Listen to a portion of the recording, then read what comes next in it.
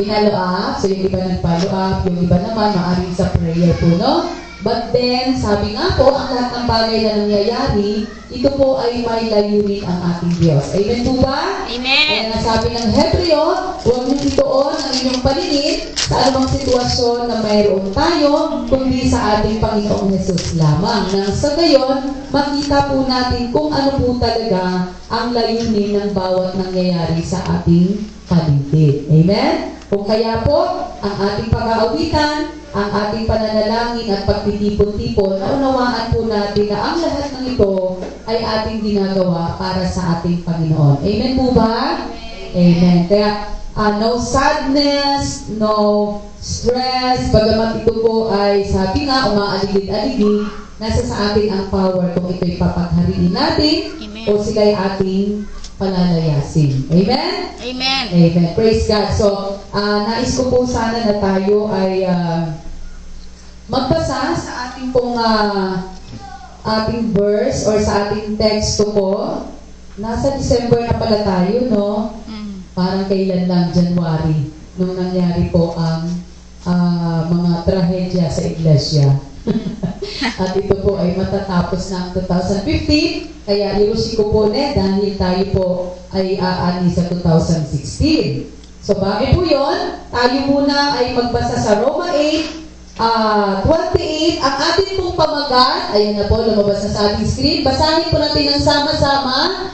All things work together for good. Ayan. Kaya po, naniniwala po ako na ang bawat isang narito ay hindi po ito isang aksidente na bakit kami lang, bakit tayo lang. So sabi nga po, basahin natin ang Roma 8 verse 28. Sabi po dito sa ating screen po muna. Sabi po dito, and we know that for those who love God, all things work together for good, for those who called according to His purpose. So, sabi nga po sa Tagalog, basahin din po natin. Ang sabi po dito sa Tagalog, sa Roma 8 verse 28, alam natin sa lahat ng bagay, ang Diyos ay gumagawang kasama ang mga nagmamahal sa Kanya.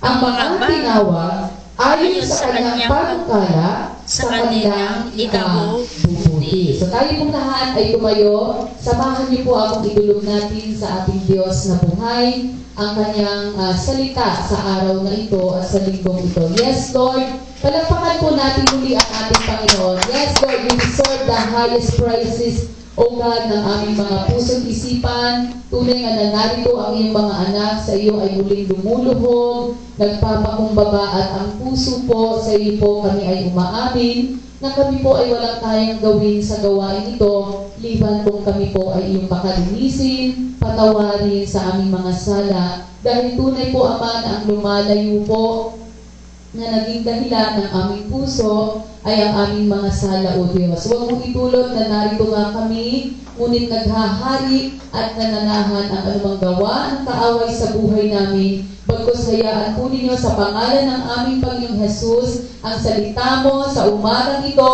ay magsilbing tapat na aming gamitin, na ang lahat nga ng bagay at sitwasyon na iyong ipinahintulot sa aming buhay, O God, mabuti man ito o masama, ayon sa iyong layunin, ang bawat anak mo na sa iyo, na tinawag, na nagmamahal sa iyo, ito po ay para sa ikabubuti namin, O God, Lord. Ngunit nais po namin na ito ay mas lalong lumalim. Hayaan mo nga, Ama, na ako'y instrumento mo lang na magamit. Tulad po ng panalangin kanina, bantayin mo ang aking labi na hindi maghayag ng mga bagay o salita na hindi po nagmumula sa iyo, God. And Lord, ialis mo anumang takot, anumang pangamba, anumang hindi pagtitiwala sa iyong salita sa bawat isa sa aming narito. Bagkus bigyan mo kami ng isang buong puso, isip, at ng aming kaluluwa at espiritu na sa iyo ay sumasampalataya sa iyong salita na ipapahayag sa araw na ito. And Lord God, amin din dinadalangin sa iyo, anuman po ang kadahilanan ng iba naming mga kapatid,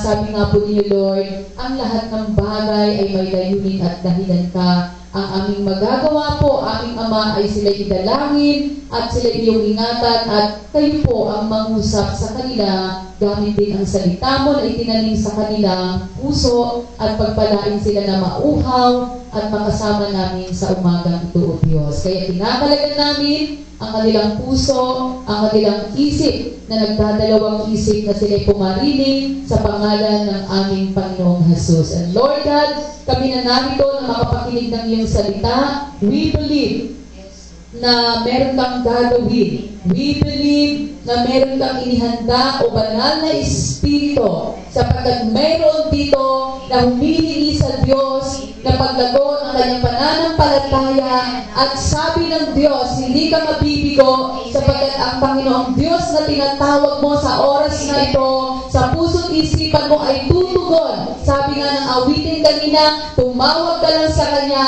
at siya'y tutugon sa iyo. Kaya Lord, we are here. Patuloy po kami nananapit anumang maging kapahayagan mo mula sa tulong ng Espiritu Santo. Balutin mo nga kami ng iyong banal na dugo at pagpalain pa po ng higit sa aming inaakala, higit sa aming hinihiling sa oras na ito sa pangalan ni Jesus. Let the power of the presence of the Holy Spirit, Lord, ang siyang gumawa sa aming kalagitnaan. Ikaw lang ang mahayag, ikaw lang ang makita at mataas sa pagtitipong ito, Ama. Itinataas ka namin sa aming buhay, pinupuri ka namin ng buong puso, sinasamba ka namin ng buong tapat ng aming pananampalataya ayon sa katotohanan at sa Espiritu Santo. Ito po ang iyong iglesia, ito po ang iyong mga anak, sa pangalan ni Jesus, walang bahagi ang anumang pintuan ng kaaway na makahahadlang sa umarang ito upang pagpalain mo ang iyong mga anak. For you said in your word,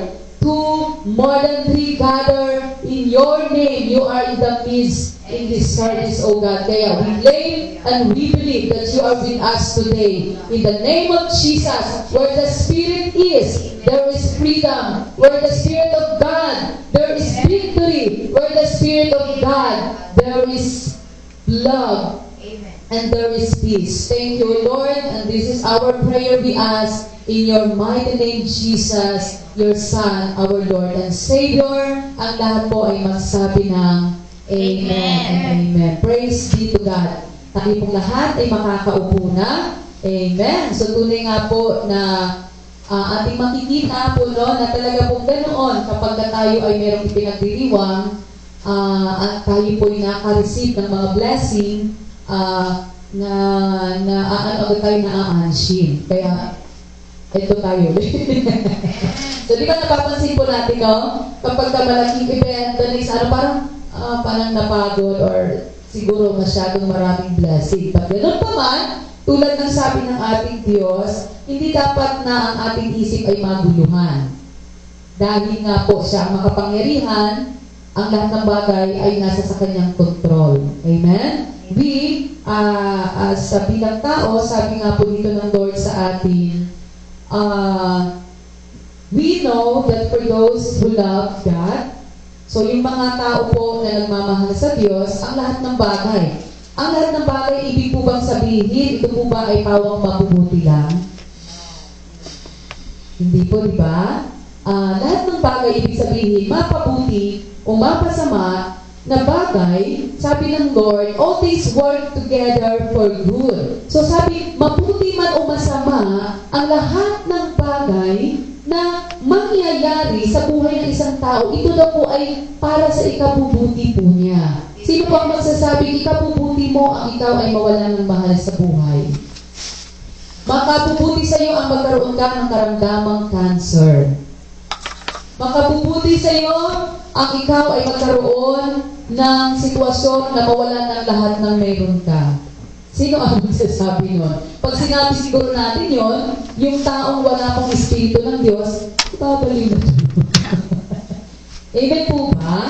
Kaya nga diba nung una tayong manampalataya kay Jesus, naunawaan natin na all things work together for good. Lord, thank you Lord sa anumang problema. Lord, thank you na hindi ako nakasakay ng eroplano yun kasi yung palang eroplano yun, kung nasakyan ko, ako ay makasama doon sa pagbagsak.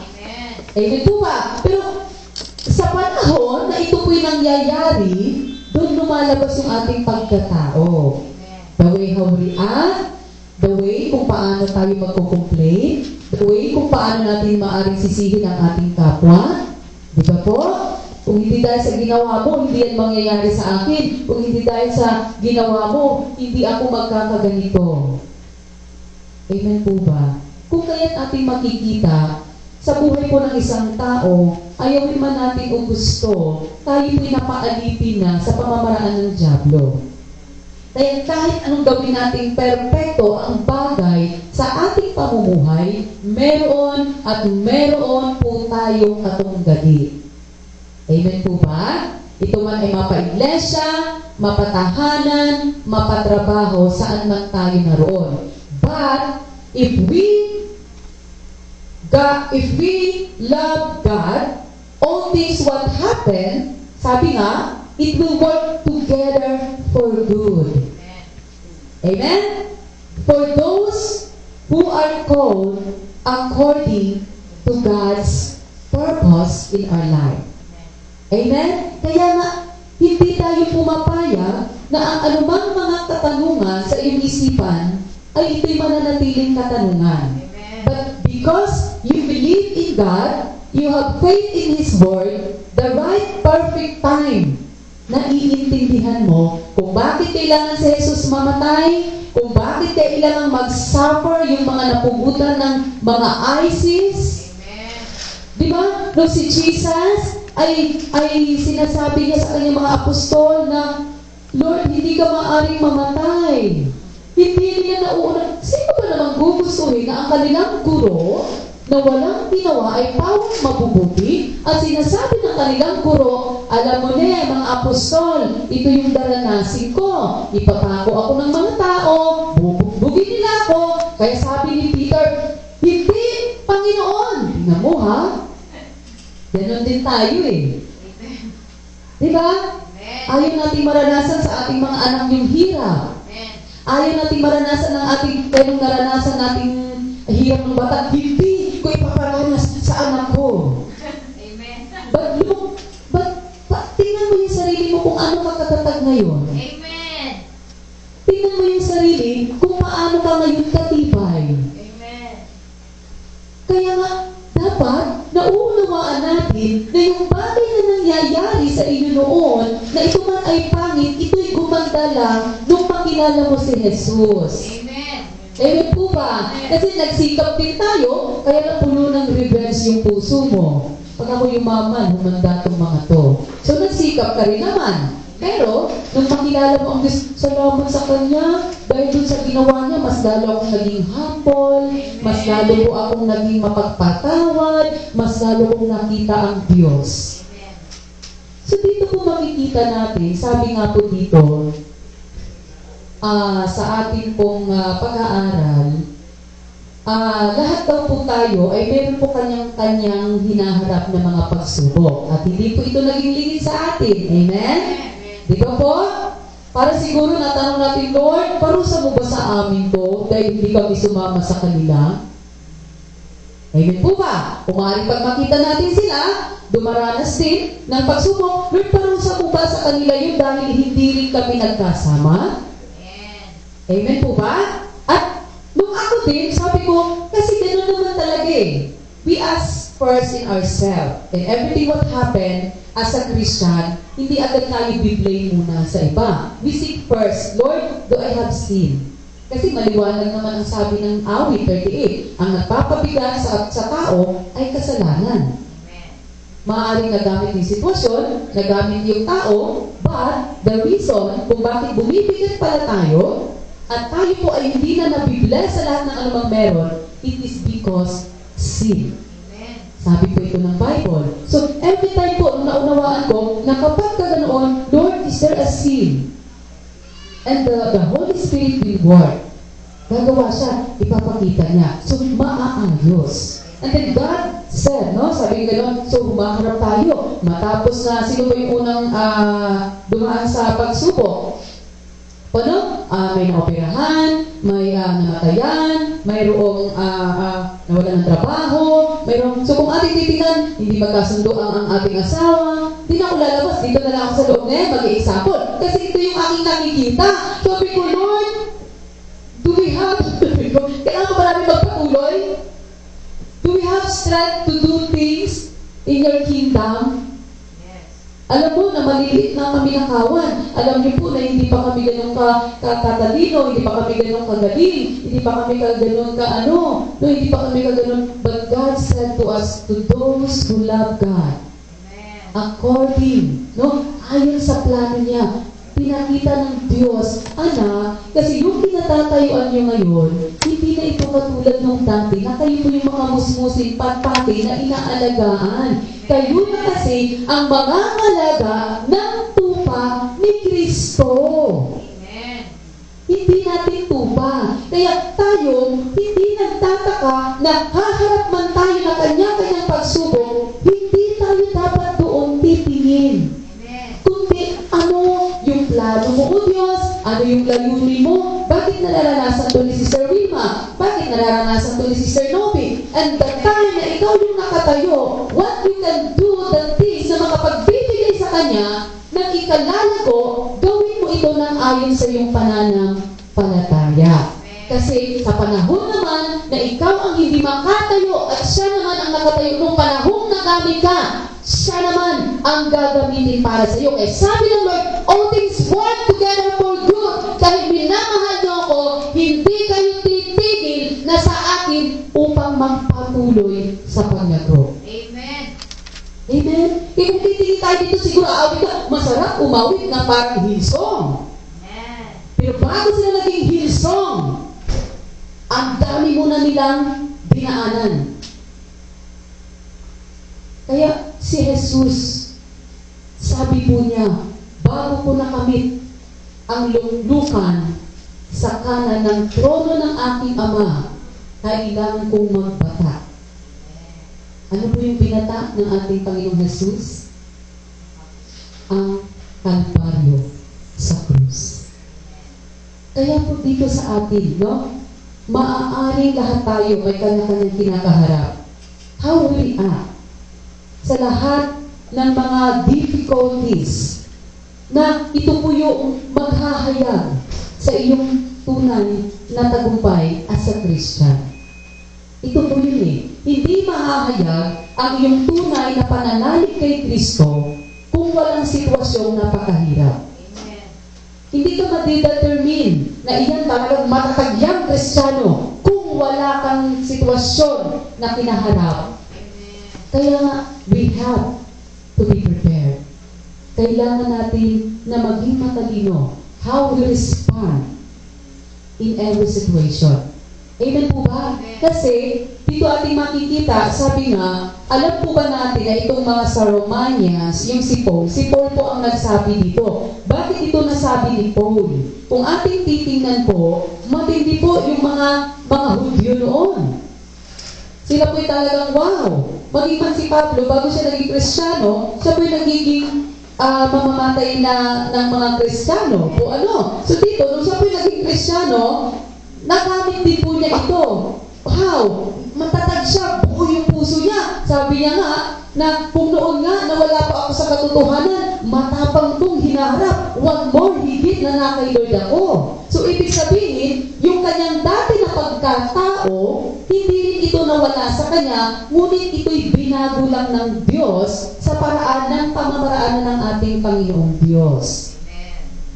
Kaya po mga kapatid, all things work together for good. Kung ano kang tinawag ng Diyos, maaaring gamitin ito ng Diyos sa buhay mo. Kung ito'y makapag-glorify sa pangalan po niya, ito po'y gagamitin ng Diyos sa buhay mo. Kaya hindi mo ikakaya kung ano ka dati. Naging ako po'y taga-beta ng katawan, magnanakaw, drug pusher, di ba? Kaya nung nagpatotoo si Sister Ann, na-amaze po siya. Na-amaze yung mga, ganun pala siya dati.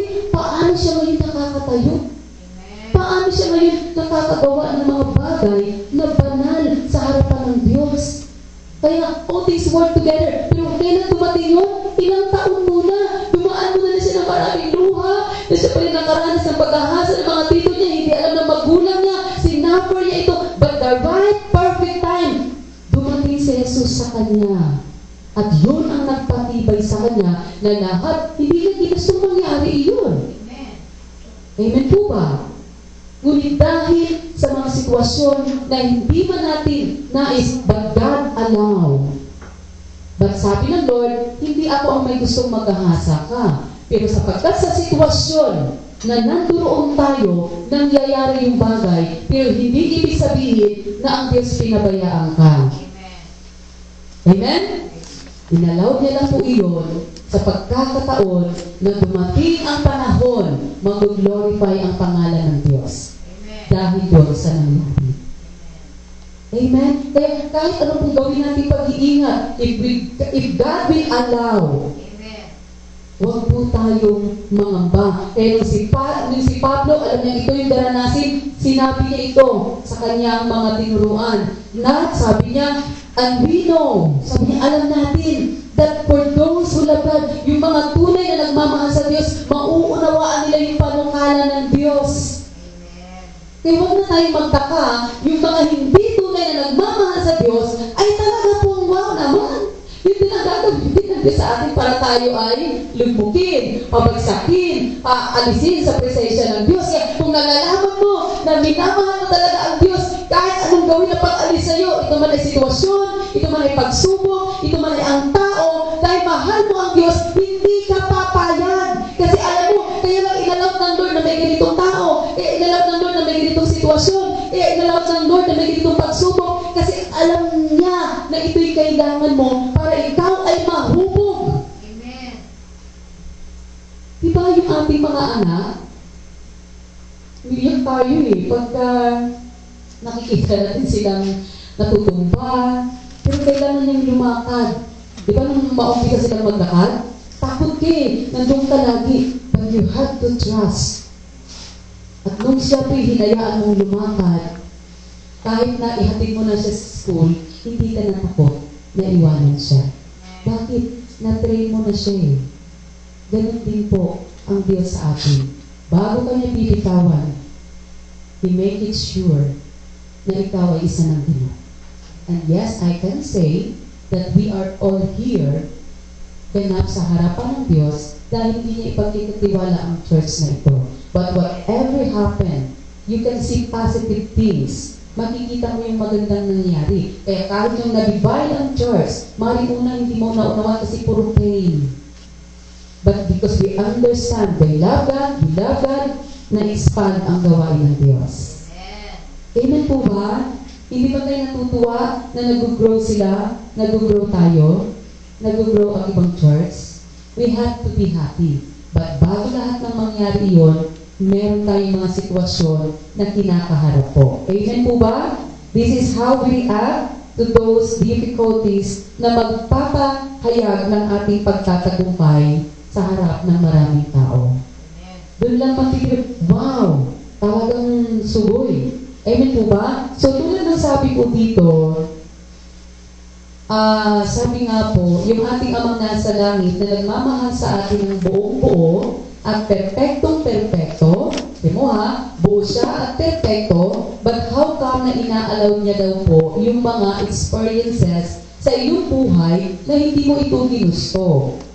Sabi dito, ito po yung inalaw niya for us to develop and traits and attributes. We need to become more and more Christ-like. Ibig sabihin po nun, ang amaman, no? Nung kanyang ibinigay ang kanyang anak, wala siyang ginawa Diba? Nung last na si Jesus sumigaw, sabi niya, Ama ko, bakit mo ko pinabayaan?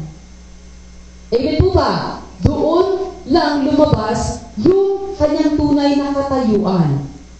Kasi hinubad niya ang pagka-Diyos So parang po tayo.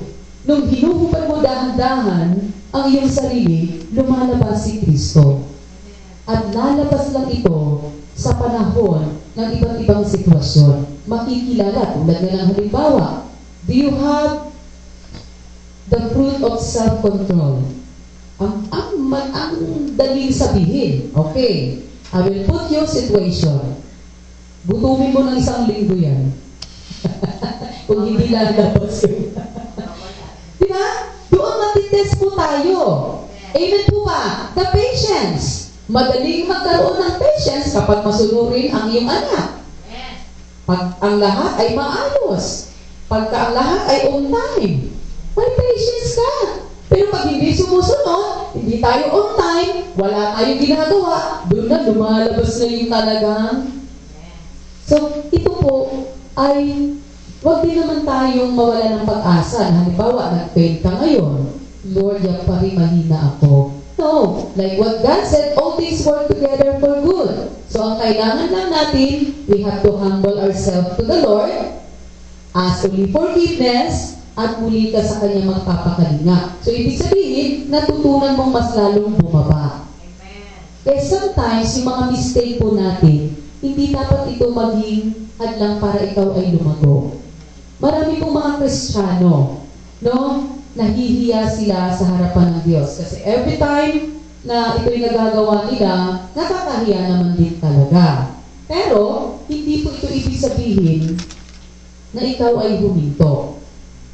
Lalabas sa iyong pagkatao, yung pagkatao ni Kristo, kung matutunan nating lakaran yung bagay ayon sa kanyang itinuturo. Kung tayo ay sumusunod. Kaya sabi po dito, yung mga difficulties na siyang magbibigay sa atin to become more and more Christ-like, yung mga trials na ito'y hinugis ng Diyos sa bawat isa, sabi dito, magiging katulad ka ni Kristo. So, kailangan natin, meron tayong bagay ngayon na ituturo na ating dapat matutunan. We learn to recognize the good that comes from each experience. So, paano? Paano po natin tulad ng ating Panginoong Jesus na matutunan, na makikilala mo, marirecognize niyo po na meron palang mabuting bagay doon sa pangit na nangyayaring sitwasyon sa iyong buhay. Parang ang hirap. Amen po ba? Amen. Kaya kailangan mo ngayon ng spiritual eyes. Amen. You can see the unseen things. Nakikita mo yung mga bagay na hindi nakikita ng mga matang nakadilat. And that is the word of the Holy Spirit. Marirecognize mo na ang ganda-ganda ng kanyang sinasabi, pero you can see things na meron siyang wrong motives. Na ipapahama ka pala niya, na ikaw pala idadalhin niya. So how? Paano tulad ng ating Panginoong Jesus? Diba? Nung sinabi ni Pedro kay Jesus, Lord, hindi ka kailangan mamatay. Ano ang sabi ni Jesus? Umalis ka sa tanas. Tingnan mo, suboy niya. Can we recognize? Ang hirap i-recognize, so ang gaganda ng in-offer sa iyo. Totoo po yun. Ang hirap. So how? Like our Savior, una, ano ang dapat natin na kailangan gawin? Una, sabi ko dito, like Jesus, sabi dito, He sought not to do His will, but only the will of His Father. Ano po ang ibig sabihin noon? Ang Panginoong Jesus po ay walang ibang hinangad na kanyang gagawin, kundi ang kalooban lamang ng kanyang Ama na sa langit. Naalala niyo po nung nanalangin siya sa Gethsemane? Sa Lucas 22, verse 42, ano ang sabi diyan? Saying, ito ang sabi ni Jesus, Father, if you are willing, tingnan mo ha, remove this cup. Sabi ganoon, kaya-kaya po alisin ng Ama, hinihiling ng ating Panginoong Jesus. Sabi niya, remove this cup, yung sarong po na tinatawag natin, yung pong kanyang kakaharapin. Sabi niya, remove this cup from me. Nevertheless, sabi niya ganoon, not my will, but yours be done. Alam ng Panginoong Jesus, nahaharap siya, parang tayo. Amen. Diba? Ano ang sabi sa ni Jesus? Ipinagpauna ko sa inyo. Daranas kayo ng kapighatian dito sa sanlibutan. Amen. Ngunit, laksan nyo ang loob nyo. Amen. We have to be strong in the Lord. Kailangan mong maging matatag. Kaya po, kung natutunan mo lang na ang lahat ng bagay, ang katatagan, ay nasa tao, matatag ka lang kasi nandyan ang pastora natin. Matatag lang tayo kasi nandyan ang leader ng mga ministry natin. Pero, Lord, sabi ko nga, Lord, why you allow? Di ba walang gumusunod? At then, nakikita din ng Diyos na may pre-prepare tayo. Alam din ng Diyos na mga first-timer tayo. Alam ng Diyos ang kalagayan. Alam ng Diyos ang kahinaan. But God allow. Kaya nga kung tayo ang nasusunod, na natin itutuloy. But like Jesus, He sought, no? Hinangad po ng Panginoong Jesus that this is the will of the Father. And this is also the will of our Lord Jesus. Ito po ba ay for us to suffer lang? Hindi po. Tingnan natin ang 1 Peter 4:19. Ano po ang sabi dito? So if you are suffering in a manner that pleases God, keep on doing. So kung yun po yung dinaranas mong mga paghihirap, pagtitiis, ito po yung napiplease ang Diyos. Paano? Halimbawa, nakikita ka ng iyong kaibigan, dati pag nagsasuffer ka, sa ganitong paraan ka tumutugon. Amen. Uy, grabe naman. Ganun pala siyang parang kumikita. Amen? Pero nung ikaw ay makakilala kay Jesus at nakita ka niya na meron ka ulit ganung problema, pero yung iyong pagtitiis, nilalakaran mo siya na kumukuha na tayo ng paraan na ayon sa Diyos, at habang ito nilalakaran mo, nakikita ka niya nagtitiis, nakikita ka niya talagang, wow, bakit kailangan mong pagtiisin? Kaya mong kumita sa madaling paraan. And it pleases the eyes of God. Kung ganun daw po, yung suffering niyo po, o natin, o ako, ay magpiplease sa mata ng Diyos, keep doing. Amen. Kasi meron pong hangganan yung pagtitiis mo. Sabi ng Lord, kung ito po ay tama, sabi niya, trust your lives to God who created you. Kailangan mong ipagkatiwala. If God will allow, kukunin ito sa'yo. If God will allow na ikaw ay pawawala nito, ano ang sabi ng Diyos? Hayaan mong daranasin yung pagtitiis na yun. Kasi habang dinaranas mo ang pagtitiis na yun, lalong nag-glorify ang Diyos sa buhay mo. Amen. Parang ang sakit. Kaya minsan, why me? Why me? Bakit ako, Lord? Bakit hindi siya mamamatay tao? Bakit hindi siya? It's a privilege. Privilege po ba? Yung mga suffering po natin? Kaya sabi ng Lord, dahil alam mo siya ang lumikha sa'yo, ano ang sabi ng Diyos? He will never fail you. Amen. Kaya nang meron kapatid na sabi sa akin, Pastora, akala ko pagbalik mo, hindi ka na maglilingkod sa Diyos. Dahil dun sa naranasan mo. Maaaring sumagi yun sa isip ko, hindi natin yan maitatanggi sa Diyos. But when God allow, kaya nga sabi ko, Lord, talagang nangungusap ka eh. Ito agad yung topic mo sa akin. Alam mo yun, kinakausap tayo ng Diyos, kapatid. Amen! Amen. Kinakausap tayo ng Diyos. Amen. Dahil may plano ang Panginoon sa buhay mo. Lahat ng anumang sitwasyon mo ngayon, kaya itong pagandahin ng Diyos. Ngunit, kailangan lang natin that if we suffer, and that suffering is a manner that pleases God, keep doing. Amen. Darating ang perfect time na pag ibinigay sa iyo ng Diyos yung kasaganaan, alam ng Diyos, hindi mo siya malilimutan. Amen. Kaya ang sabi kanina sa awitin, nalungkot ako eh. Sabi niya, di ko na malayan Malay. yung blessing na hiningi ko sa iyo noon. I thought, I will give you back honor in your name. Pero yun pa ang naging dahilan para lumayo ang puso ko. Very sad. Kaya nga diba, muling bumabalik. Muling bumabalik. The heart of our worship. Amen po ba? Kaya nga, maging man po tayo. Diba, yung illustration ng bata na i-immunize, sino ang nanay na ayaw ipa-immunize ang anak niya? Una siguro ayaw mo. Kasi pag nakita mo yung sinulid na napakahaba, gusto mo nang umbagin yung doktor. Amen po pa. Pero, kahit na alam natin na masasaktan yung baby, ngunit dahil alam natin na wala kang ibang hangad, kundi mapabuti ang anak mo, sabi nga po dito, Together for you know that a small amount of pain will protect them from possible pain and suffering in the future. Alam mo po na yung pain na maliit na yon, kung hindi mo inalaw sa kanya, yun ang magbibigay ng malaking suffering sa kanya. Amen.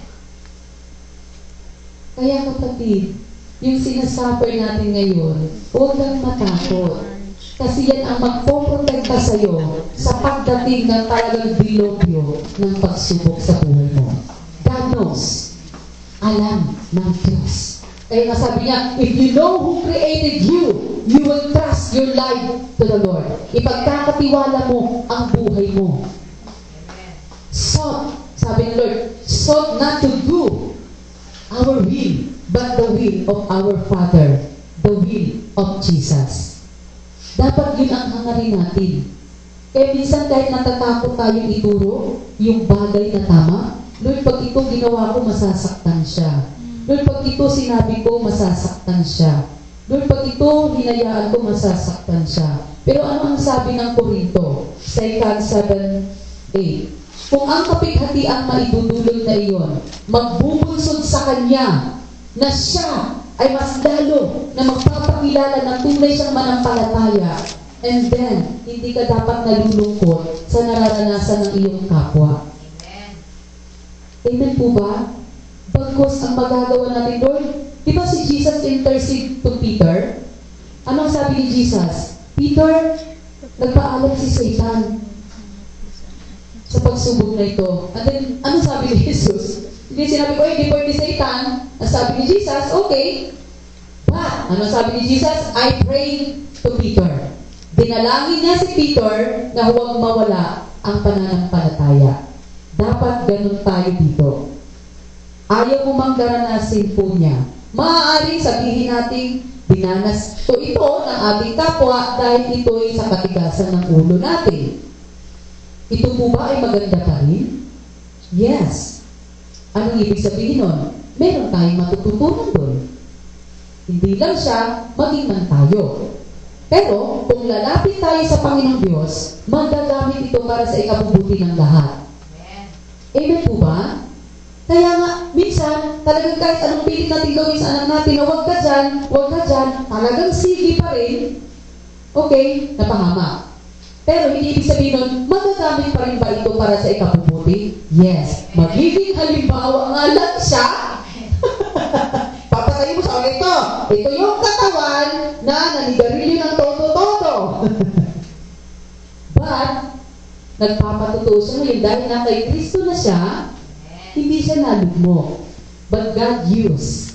Kaya even our mistake kahit man. Pero huwag lang po natin laging magamit na kailangan kong mapighati, kailangan kong garanasin ito. Hindi po.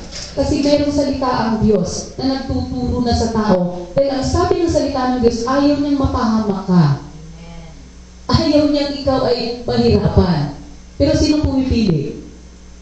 Tayo. Amen po ba? But then, kung darating man po iyon na pinili natin, ang sabi ng Diyos, all things work together for good. If you are with God. Amen? Diba nakita po natin, sabi ng ating Panginoon, yung illustration kay Joseph. Kung si Joseph, hindi niya kilala ang Diyos at hindi niya kasama, kapatid, ilang beses po siya na dumaan ng napakaraming pagsubok, I think, di ba? Hindi niya hinangat yung kanyang kalooban. Gumagawa lang siya ayon sa kung ano yung sitwasyon na meron po siya. Kaya nga, tulad ni Jesus, when He sought not to do His will, ano yung naging resulta? Naligtas ang buong katauhan ang sinumang sumampalataya. Sabi ng John 3:16.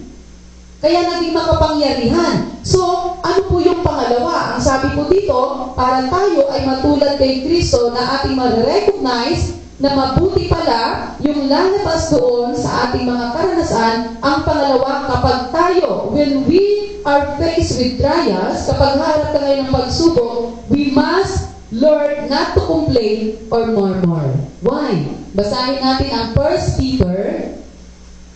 Wala yung ating 1 Peter 5:18. Ano po ang sabi po dyan? Give thanks in all circumstance. Pasalamatan mo daw ang pagsubok na dinaranas mo ngayon. Why? For this is the will of God in Christ Jesus for you. Amen. Parang sabi ko nga, Lord, will niyo po na mawala yung kapatid ko?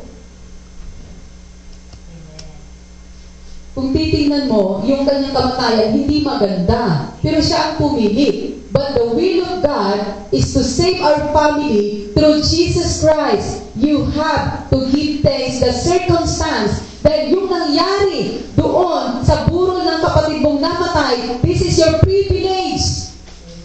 Maipakilala si Jesus sa lahat ng taong dadalo sa araw na iyon.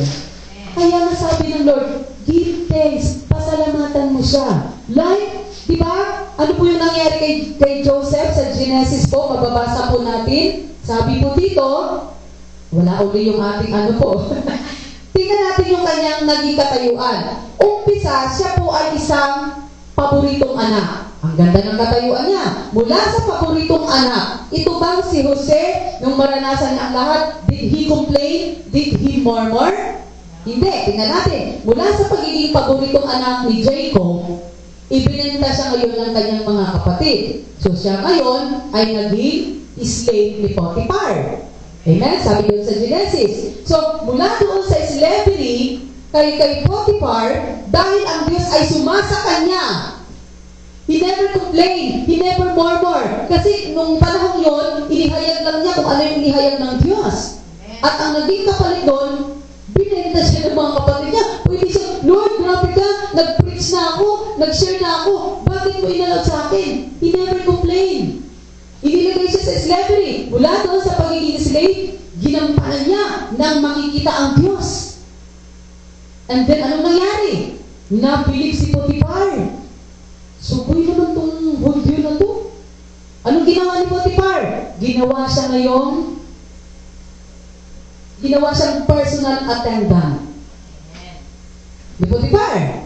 So, dahil nalugod, dahil nakikita ni Potiphar, sabi din sa Genesis, sabi niya, kasama niya ang Diyos. Kasi nagtatagumpay po si Jose sa lahat ng kanyang ginagawa. He never complained.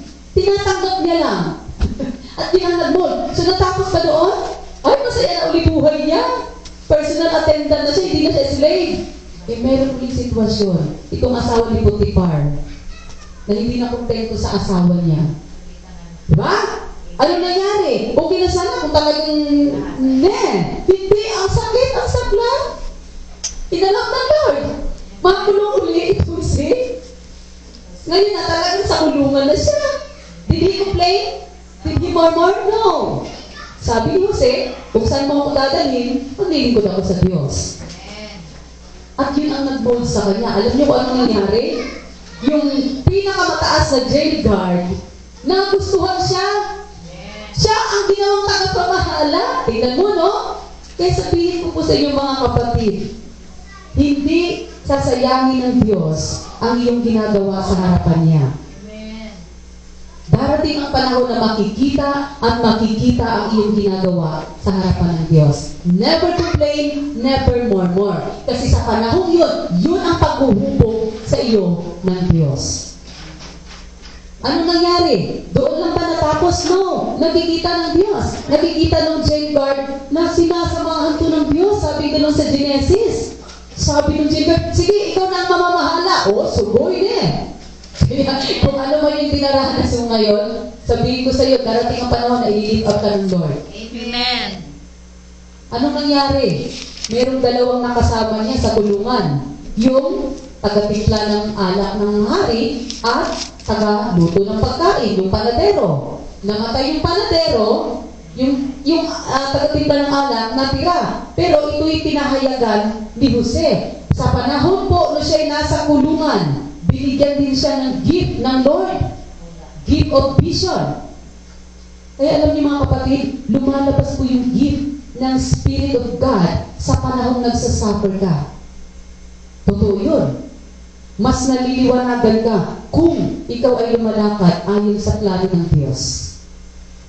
Pero kung doon sa bawat ilalagay ng Diyos sa sitwasyon, we complain, we murmur, hindi mo makikita ang liwanag na mayroong gustong gawin ng Diyos sa buhay mo. Tingnan lang, hayaan mo ang Diyos makipaglaban sa iyo. Kaya na-receive po ito ni Jose, yung gift of vision. At ang sabi nung yung taga-timpla ng alak, sabi niya, pag ako nakalabas, sasabihin ko sa hari. Nakalimutan. Nag-complain ba si Jose kung mababasa niyo? Hindi pa rin siya nag-complain. Sabi niya, grabe naman yan, tinulungan ko na. Sabi niya, nangako siya, tutulong sa akin. Hindi naman ako naalala. After 2 years, sabi po ganoon doon sa Genesis, after 2 years, ang sino na naginip? Yung hari na ngayon. Tingnan mo ha, yung hari, ang nilagyan ng Diyos sa panaginip, ngayon doon naalala nung taga-timpla ng alak. Sabi niya, hari, meron akong naalala, nung ako'y pinakulong mo, meron isang tao na nagpapaliwanag. So, nung pinatawag ng hari na ipaliwanag ngayon ni Jose ang panaginip ng hari. At dahil doon, naging gobernador itong si Jose. Kaya mga kapatid, hindi sasayangin ng Diyos ang anumang iyong nagagawa.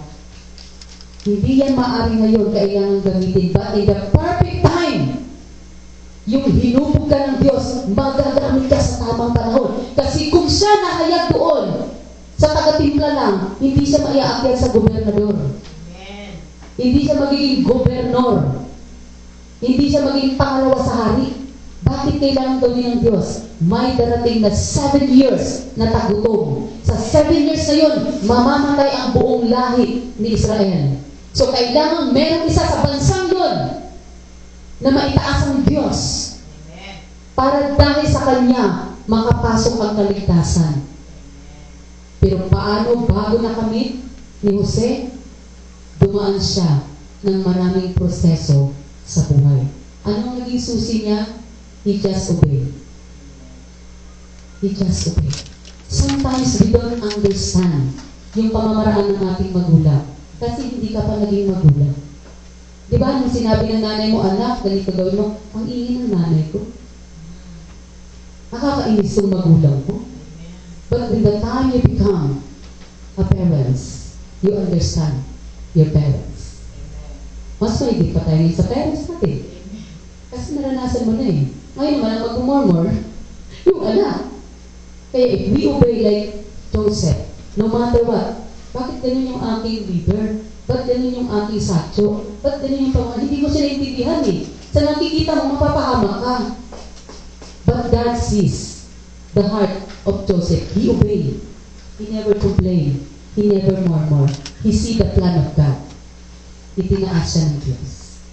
Kaya kapatid, saan ka mang bahagi ng iyong paglilingkod sa Panginoon? We have to face the trials sa paglilingkod mo sa Diyos. Never learn not to complain or murmur. Matutunan po natin na tayo ay sa Diyos sumunod. Hindi dahil sa tao tayo, maaaring tao po ang ginagamit sa iyong harapan ngayon. Pero, di ba si Jose, nung ano po, tao yung kanyang kaharap eh. Pero, ano ang sabi ng Diyos? Alam ni Jose na ang Diyos ang kanyang pinaglilingkuran. He obeyed. Eh sometimes po sa buhay natin, saka mo lang mauunawaan na ang lahat ng itinuturo sa atin ng Diyos, ito'y makakabuti sa panahon ng tayo'y sumunod. Di ba po, parang si Abraham, sinabi sa kanila, magkakaroon ka ng anak. Sabi ni Abraham, paano kaya yun? Never complain. Sino nag-complain? Yung asawa niya. Kaya nagkaroon ng problema, di ba? Kaya tayo, if we complain, if we murmur, magkakaroon talaga ng problem. Amen po ba? Kaya nga ang sabi dito sa atin ng Panginoon, kung tayo po ay humaharap daw po sa anumang sitwasyon sa ating buhay, sabi po ng ganoon, instead of asking why me, or what did I do to deserve this? Lord, bakit ako? Deserve ko ba na ito'y maranasan? Maaari daw po natin tanungin ay, Lord, what am I to do? Ano yung gusto mong aking gawin sa aking naranasan ngayon? Or, what can I learn from this experience? Lord, ano yung pinahintulutan mong sitwasyon na meron akong dapat matutunan? Dapat ganoon po pala, instead of murmuring, or what am I to change? Amen. Ganun po, Lord, meron ka bang, ganun po ang lagi kong, panalangin. Lord, meron ka po bang gustong baguhin sa akin? Yes, ang dami pa, anak. Every day, pag may sitwasyon sa church, sa tahanan, sa trabaho, I will never complain. I will ask the Lord, Lord, meron ka pa bang gustong baguhin sa pananalita ko, pagkilos ko, sapagkat tayo po, biruin mo, tawagin kang isang pastol, tawagin kang isang leader ng ministry. We know, alam natin ang ating kahinaan. But instead, we complain, we ask to God, what am I to do? Ano po ba ang magagawa ko? Ano po ba ang aking matututunan sa mga pagkakataon ito? And then, like Joseph, he obeyed God from slavery to become a governor. Meron pong timing ang Diyos, mga kapatid. May timing po siya. Kaya po, huwag tayong mabagot. Lord, bakit parang ganito? But no. All things work together for good. Kung mahal mo ang Diyos, manatili tayong maglingkod ng may kagalakan.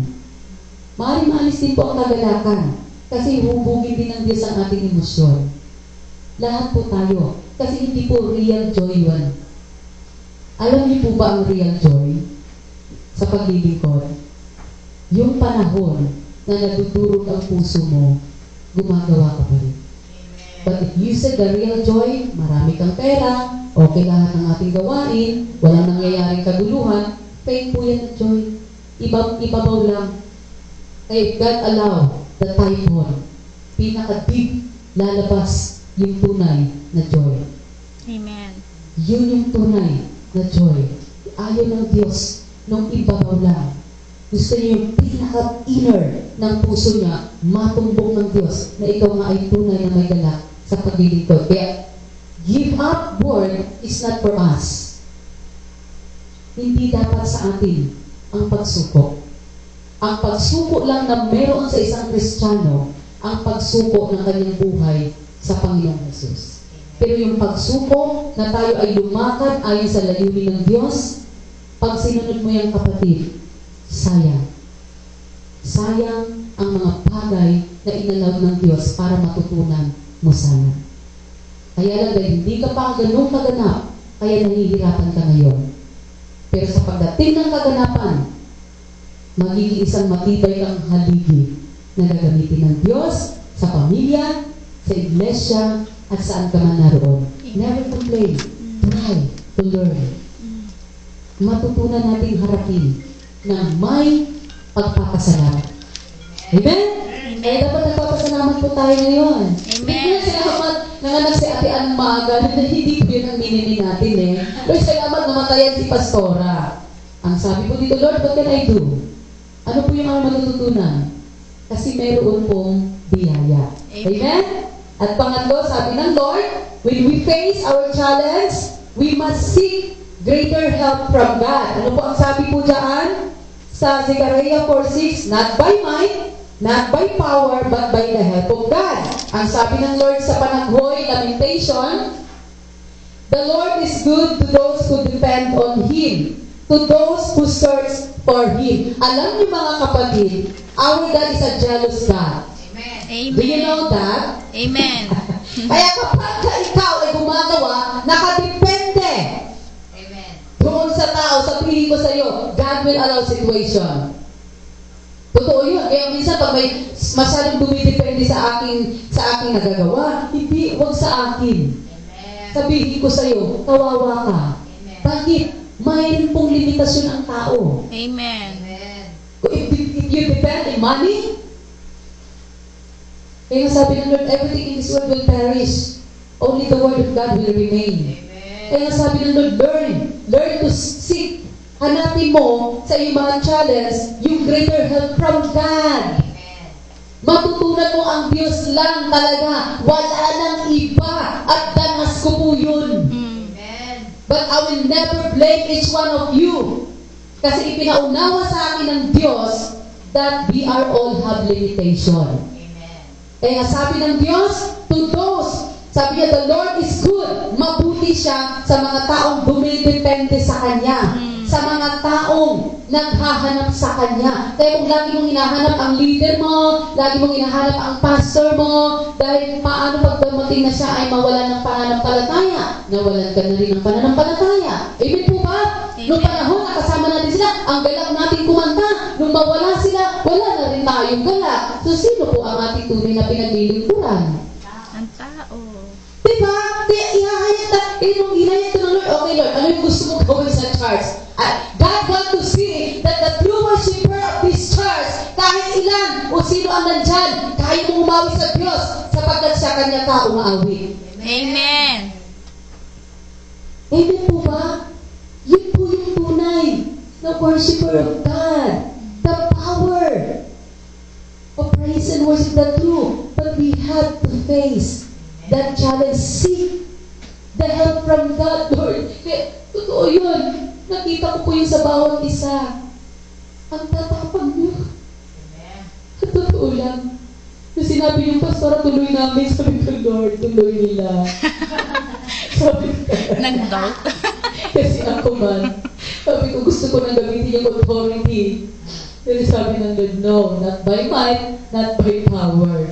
But Lord, if you allow some things na hindi kami magkakaunawaan, kasi alam kong daranasin natin yun. Because we are still not yet ganong kahubog. Amen. Sabi ko, Lord, hindi pa ganong kahubog.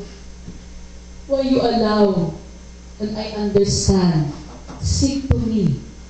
Sa akin mo hanapin, anak. Amen. Sa akin ka maghanap. Trust in the Lord. Proverbs 3:5-6. With all your heart. Kaya alam niyo, ang titipay niyo. Tinignan ko nung nagpa-practice kayo ng Friday, parang wala na kayong pakialam sa akin. Ako din. Hindi na ako nangangamba. Amen. Totoo, kasi nakita ko yung confidence nyo. Nakita ko, sugoy. Sabi ko, yun talaga ang maganda eh. Pag tumaraan tayo ng malakihang bagyo, Amen. Amen. sisi na lang yung mga taligsik. Amen. Ano taligsik? Amon. Amon! Diba? Sisi na lang yun eh. Kasi tumaan ka ng nilanggaw. Diba? Amen. But stand still. Hindi na paglang ang music. Matibay ito. Hindi na dito explosion. Sunod, hilsong na to. Amen. So po yun, totoo po yun. Kaya trust in the Lord with all your heart. Do not depend on your own understanding. Parang ito lang yung kaya nila, kaya I did not depend. Kasi yung own understanding ko, yung ako, hinayag ko isa inyo, di ba? Guminasay, huntuni. Sabi ko, sa totoo lang, hindi ako ganun kabuo ang puso. Natutuloy talaga. Sabi ko sa Panginoon, Lord, bakit mo tinuloy itong mga to? Ang tatapal. Diba? Sugoy. Kahit operahan na siya, tuloy pa rin. Diba? Maging man yung leader ng ating music. Nung siya ay ko sabi ko, Lord, nanginginig na katawan niya. E pagkatapos ng mga umupo, sige, umuwi ka na. Ang tatapang. We understand, we do not depend on our own understanding. But sabi niya sa 6, seek His will in all you do, and He will show you which path to take. Kung sinig mo ang Lord, sabihin ko sa iyo, ituturo niya ang tunay na tamang daan. Diba? Saka mo lang ito nakita, nung tumaan mo na tayo ng bagyo. Amen? Amen. At pang-apat po natin, learn to serve and think others even in our times of trials. Ito yung pinaka-crucial. Kasi po tayo po ay selfish. Mahilig tayong mag-selfie. Pero as a servant of God, gusto lang din na matutunan mo na i-set ang sarili mo. Amen. Isipin mo na yung iba. Tapos na si Jesus sa iyo. Kaya nung sinabi ni Pastor, bumalik ka na dito. Lord, hindi pa tapos dito eh. Amen? Natutunan natin. Why? Philippians 4:6, I can do all things through Christ who strengthens me. Hindi mo rin magagawa na ikaw lang, kapatid. Pumunta ka kay Jesus. Diba? Si Jose, hindi niya yun magagawa. Amen. Diba? Sarili nila isipin, hindi niya inisip niya ang kanyang lahi, kailangan maligtas. He had to suffer. Ilang beses siyang ikulong, mapagpintangan ang hindi niya ginawa, ang sakit. Amen. Nakalimutan siya doon sa tulong na malaking ginawa niya. Pero he never think himself. Kayo masyado, ano ang sabi dito ng Matthew 16:24, 25? Then Jesus told his disciples, if anyone would come after me, kung sino man daw yung lalapit sa Panginoong Jesus, let him be deny himself. Biruin mo, i-deny mo, sino ka? Hindi mo kilala sarili ko. Deny yourself and take up his cross and follow me. Why? For whoever would save his life. Sino mo daw yung nagliligtas ng kanyang sarili ay siyang mawawala nito. Will lose it. But whoever loses his life for my sake will find it. Kapatid, huwag kang manghinayang na nagbibigay ka na ng oras sa Diyos ngayon. Amen. Huwag kang, sayang, sabi mo, bakit, tatlong araw lang mo, sabi ka sa akin. Hindi ka pa nanghihinayang? Sabi ko, no, because I understand. If I give my life to the Lord, I will never lose, but I will have it. Mas magkakaroon ako. Paano ako nagkaroon? Maaring hindi ko makamit ang rangya ng mundo. But I have eternal life. Amen. With my family, sa mga soul na ibinibigay ng Diyos, sa pamamahala natin, we have this life. Kaya sabi ng Lord, learn, matutunan mo, deny. Kaya tayo dito, pagod na ako. Para ako din pagod, lahat tayo. Deny yourself. Kaya pagka tumatayo ka sa mga baguhan, lagi kang nakangiti, malakas. Kaya pagka nagsimang, pagod na talaga ako. Totoo po yun. Minsan, di ba, galing kayo sa gawain, pag hindi maintindihan ng asawa ko yan eh. Amen. Yung pinitagin ko na ako kay Lord, pagod na ako. Malay ko. Selfish din sila. Amen. Baka sarili din. Mawawala lang yung kanilang sarili kapag sila ay si Jesus nakakilala. Amen. Eh, may asawa ko, hindi na rin selfish. Eh, ilang oras na uwian, okay lang sa kanya. Amen. Totoo po yun. But of course, matalino din eh. Huwag din abusuhin. Yung sinasabi lang po natin, darating yan kapatid. Pero naranasan ko muna yung palayasin niya ako. Ano yung mga kapatid dito? Susubo ko rin, Karin, nababayaran pa ng church. Kaya ka bang pakainin ng church? Pero, of course, hindi ko tinignan masama ang asawa ko. Yung situation na yun, inallow yun ng Lord para matuto ako. Dumipend sa Kanya. A lot of things na masakit man, pero it brings you strength. Nagbigay ng tapang na tumayo ka talaga. Amen po ba? Kaya learn, deny yourself. If you want to follow Jesus, yung mga ating sarili po, hubarin po natin. Serve others. Forget your problems at by working, habang tinutulungan mo ang iyong kapwa at may problema ka, nakalimutan mo may problema ka pala. Amen. Kasi nung makita mo, naging okay yung tinutulungan mo, nakalimutan, may problem din pala ako. Amen po ba? And lastly, ano po ang sabi dito?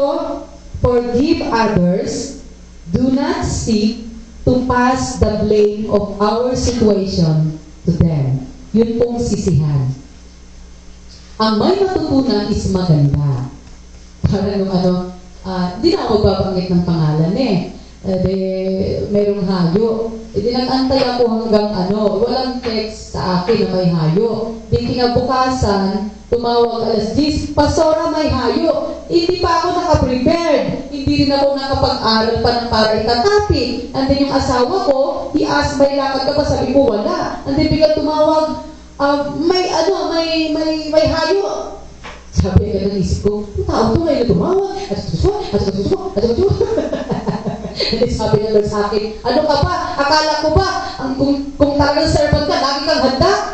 Amen. Sabi sa akin ng Lord, because hindi Lord, hindi naman nakasalanan. Kasi nung inas ko siya, kailan mo natanggap ang mail? Size na po. Bakit mo na nabasa? Pagigising ko lang po. Ano magagawa niya? Amen. But, kung tayo po laging nagbi-blame, kasalanan niya, nangyayari sa akin, di ako nanghihina, hindi ako makagawa, kasalanan niya, ay wala talaga sa'yo magagawa.